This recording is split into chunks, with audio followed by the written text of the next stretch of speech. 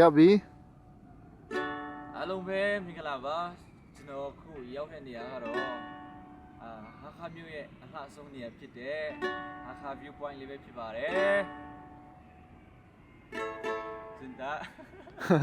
ဆူတော့မယ်အားလုံးပဲ happy shoot December